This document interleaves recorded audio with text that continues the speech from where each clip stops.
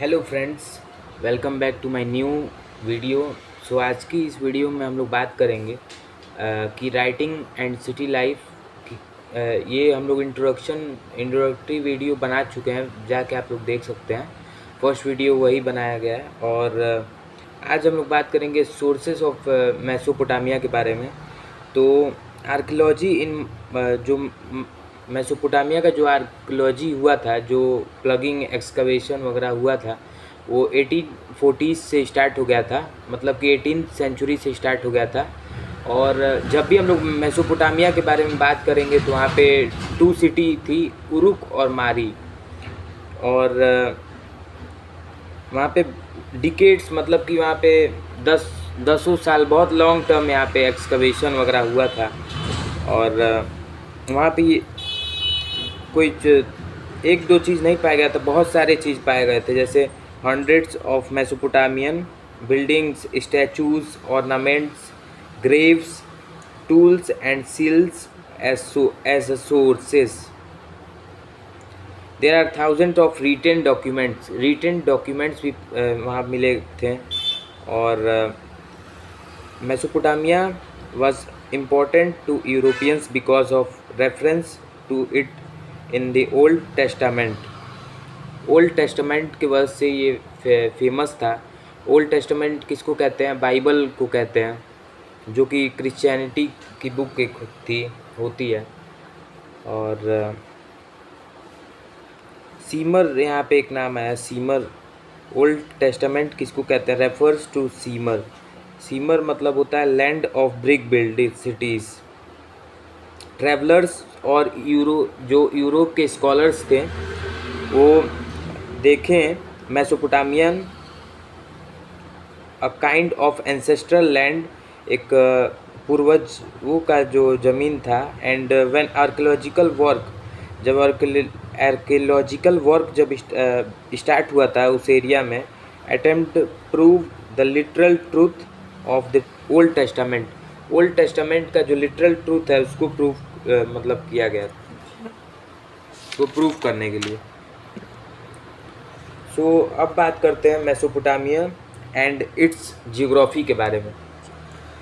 तो मेसोपोटामिया जो की जियोग्राफी जो थी, वो इराक, जैसे जो अभी का जो नेम है, मॉडर्न नेम है रिपब्लिक ऑफ इराक, तो ये एक डाइवर्स इन्वायरमेंट था, जहाँ की नॉर्थ ईस्ट की बात की जाए तो लाइट ग्रीन अंड्यूलेटिंग प्लेन्स था, और gradually rising to tree covered mountain ranges and clear streams and wild flowers with enough rainfall to grow crops. North east में ग्रीन पूरा लाई कर रहा था, और ग्रीनरी मतलब हो गया यहाँ पे एग्रीकल्चर वगैरह यहाँ पे होता था। और tree covered mountain ranges, tree वहाँ बहुत सारी थी, रेनफॉल होता था वहाँ पे, ग्रो क्रॉप्स, मतलब कि यहाँ पे बात की जाए पूरी तरीके से, मतलब कि यहाँ पे एग्रीकल्चर होता था। एग्रीकल्चर बिगिन यहाँ पे होता है बिटवीन 7000 एंड 6000 BCE में के बीच में। In the north there is a stretch upland called a steppe grassland को कहते हैं, जहाँ पे जो पेस्टोरलिस्ट जो थे, एनिमल हर्डिंग कराने के लिए अपने जो शिप और गोट वगैरह इसको मतलब चराने के लिए लाते थे वहाँ पे जनरली। और वहाँ पे ऑफर होता था उन लोग को better livelihood and then agriculture से मतलब लाइवलीहुड, वहाँ पे जीवन यापन हो सकता था, और इजीली जो एनिमल हर्डिंग था वो हो जाएगा आराम से। और after the winter rain ships and goats feed on the grasses and low shrubs that grow here.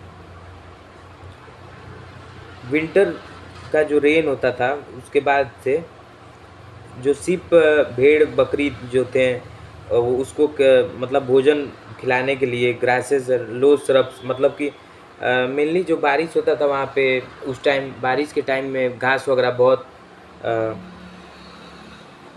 यहाँ पे ग्रो हुआ करता था। टू द ईस्ट ट्रिब्यूटरीज की बात की जाए, ईस्ट में अगर बात की जाए, ये तो हो गया नॉर्थ ईस्ट में, नॉर्थ की बात हो गई। अब नॉर्थ ईस्ट की बात तब की जाए, ईस्ट में ट्रिब्यूटरीज था, सहायक नदी थी जो कि टिग्रीज रिवर थी, हम लोग पहले ही बात कर चुके हैं, यूफ्रेट्स और तिग्रीस रिवर के बीच में ही मेसोपोटामिया था।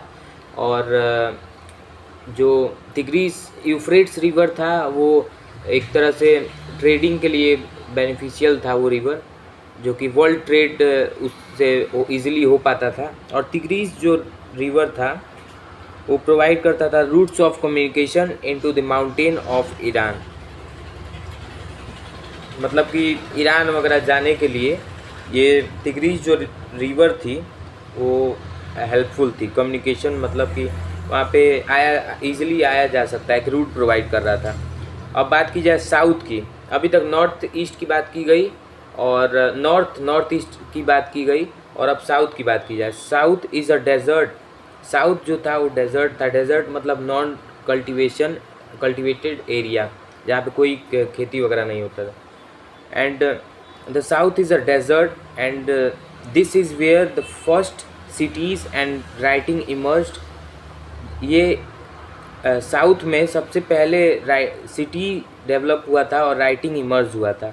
सबसे पहले पूछा जाए अगर क्वेश्चन में कि राइटिंग और सिटी सबसे पहले कहाँ पे मतलब डेवलप हुआ था, इमर्ज हुआ था, तो ये हो गया हम लोग का साउथ में डेजर्ट, मेसोपोटामिया के साउथ में डेजर्ट हो गया।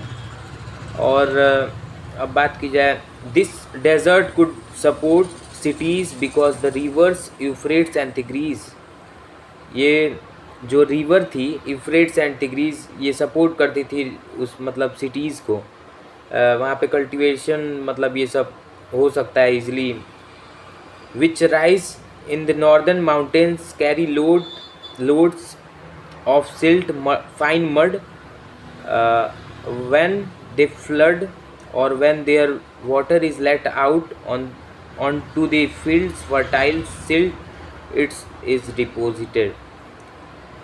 जब जो यूफ्रेट्स और तिग्रीस रिवर जब नॉर्थ से साउथ की तरफ जब आती थी तो क्या होता था कि वो कैरी करता था सिल्ट फाइन मड्स, जो स्टोन स्मॉल पार्टिकल्स थे, तो वो नीचे मतलब फ्लोर पे मतलब सरफेस पे बढ़िया से अच्छे से बैठ जाते थे, तो वहाँ का जो एरिया था वो फर्टाइल हो जाता था easily. After the Euphrates has entered the desert its water flows out into small channels. जब यूफ्रेट्स इंटर कर लेता था डेजर्ट में तो क्या होता था कि जो वाटर था वो स्मॉल चैनल्स में अब फ्लो होने लगता था। तो this channels flood their banks and in the past functioned as irrigation canals।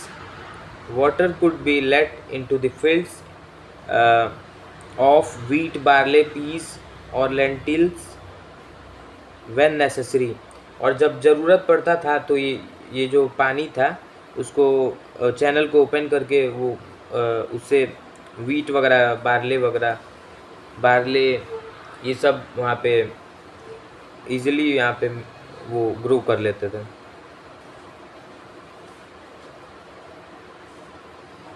ये पास्ट की बात की जाए, पास्ट में ऐसा होता था वहाँ पे पानी को पहले कलेक्ट कर लिया गया, उसके बाद से उसको धीरे धीरे इरिगेशन कैनाल के थ्रू उसको पानी को धीरे धीरे फ्लो किया गया, जिससे वहाँ पे वीट, बार्ले, पीस, लेंटिल्स ये सब ग्रो हुआ।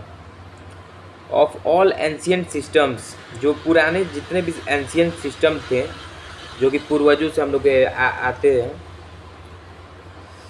That of the Roman empire से थीम 3 में हम लोग पढ़ेंगे। Included it was the agriculture of southern Mesopotamia that was the most productive even through the region did not have sufficient rainfall to grow crops. ये method तब होता था यहाँ पे जबकि जहाँ पे रेनफॉल बहुत ही कम होता था, उस रीजन में जब सफिशिएंट रेनफॉल नहीं होता था तो क्रॉप्स, जब एग्रीकल्चर होगा तभी वहाँ पे सिटी लाइफ पॉसिबल है। सिटी लाइफ पॉसिबल होगी कब? जब वहाँ पे एग्रीकल्चर होगा। तो एग्रीकल्चर के लिए यहाँ पे ये किया गया था, ओल्ड टाइम पे ऐसे ही किया जाता था रोमन एम्पायर के टाइम साउदर्न मेसोपोटामिया में। हम लोग थीम 3 में हम लोग रोमन एम्पायर में भी देखेंगे ये सारी एग्रीकल्चर की चीज़ें, So not only agriculture, Mesopotamia sheep and goats that grazed on the steppe, the northeastern plains and the mountain slopes that is tracts too high for the rivers to flood and fertilize, produced meat, milk and wool in abundance. जो ना ही बस agriculture का ही मतलब ये जो time पे खेती यहाँ पे नहीं होता था, यहाँ पे मेसोपोटामिया में जब सिप और गोट जब आते थे चरने के लिए स्टेपी पे, तो क्या होता था यहाँ पे नॉर्थ ईस्टर्न प्लेन्स पे माउंटेन स्लोप्स, जहाँ पे मतलब पानी जो ऊपर से स्लोप्स के थ्रू आता था, वहाँ वहीं साइड में आते थे ये लोग सिप्स और गोट को लेके। तो वहाँ पे मीट, मिल्क एंड वुल, यहाँ पे मीट और मिल्क और एबंडेंस में ये पाया जाता था इन्हीं सब के थ्रू। Further fish was available in the rivers and date palms gave fruit in summer. जो और यहाँ पे फिश भी पाया जाता था, अवेलेबल होता था इन रिवर्स में, एंड डेट पाम्स भी पाए जाते थे, गेव फ्रूट जो कि फ्रूट देते थे समर में। लेट अस नॉट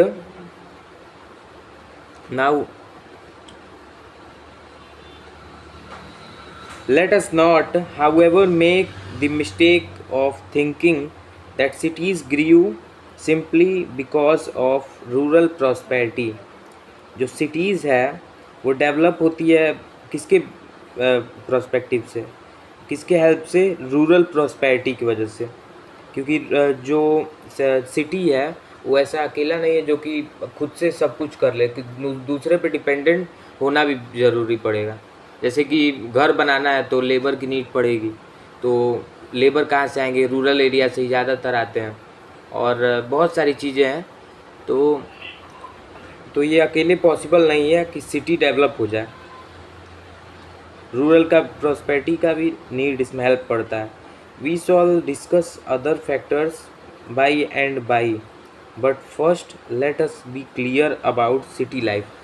तो सबसे पहले हम लोग सिटी लाइफ के बारे में क्लियर हो जाएं, और ना ही इसमें अदर फैक्टर भी हम लोग जानेंगे, पढ़ेंगे, बट सबसे पहले सिटी लाइफ के बारे में हम लोग जान लें। और फ्रेंड्स, इसमें हम लोग बहुत सारे क्वेश्चंस के बारे में भी डिस्कस करेंगे एक सेपरेट वीडियो में। तो तब तक के लिए bye guys, I meet you in next video. If you like this video, so please comment me below, and like, comment and share with your friends which are studying in class 11. So friends, next video में हम लोग बात करेंगे कि the significance of urbanism. अर्बनिज़म का मतलब होता है सिटी।